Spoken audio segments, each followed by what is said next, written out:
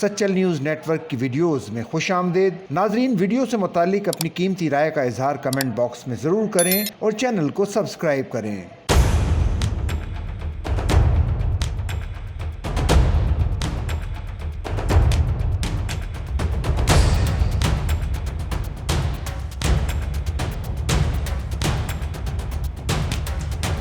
Pakistan rangers Sindh کا منشیات کی روک تھام کے لیے آپریشن کا سلسلہ جاری۔ پاکستان رینجرز سندھ اور پولیس کا انٹیلیجنس معلومات کی بنیاد پر مشترکہ کارروائی کرتے ہوئے کراچی کے علاقے پٹیل پاڑا سے منشیات فروشی میں ملوث ملزم مخدوم احمد کو گرفتار کر لیا۔ ملزم کے قبضے سے آئس، ہیروئن اور نقدی برآمد کی گئی۔ ترجمان رینجرز کے مطابق پاکستان رینجرز سندھ اور پولیس کی جانب سے بدنام زمانہ منشیات فروش راشد عرف چنگو، جاوید عرف ڈمبو، عمران عرف مانو اور حسیب عرف کانا کی موجودگی کی اطلاعات پر چھاپہ مار کارروائی عمل میں لائی گئی۔ ملزمان رینجرز کی چھاپہ مار ٹیم کے پہنچنے سے پہلے موقع سے فرار ہو گئے، جبکہ ملزم مخدوم کو موقع پر گرفتار کر لیا گیا۔ ابتدائی تفتیش کے مطابق ملزم 2023 میں غیر قانونی اسلحہ رکھنے کے جرم میں گرفتار ہو چکا ہے اور 17 دن جیل میں رہنے کے بعد ملزم ضمانت پر رہا ہوا اور عدالت سے بھی بری ہو گیا تھا۔ 2025 میں ملزم دوبارہ تھانہ پاپوش نگر میں غیر قانونی اسلحہ رکھنے کے جرم میں گرفتار ہوا اور 7 دن بعد ضمانت پر رہا ہوا ہے، جس کا کیس عدالت میں انڈر ٹرائل ہے اور جون 2025 میں پیشی بھی ہے۔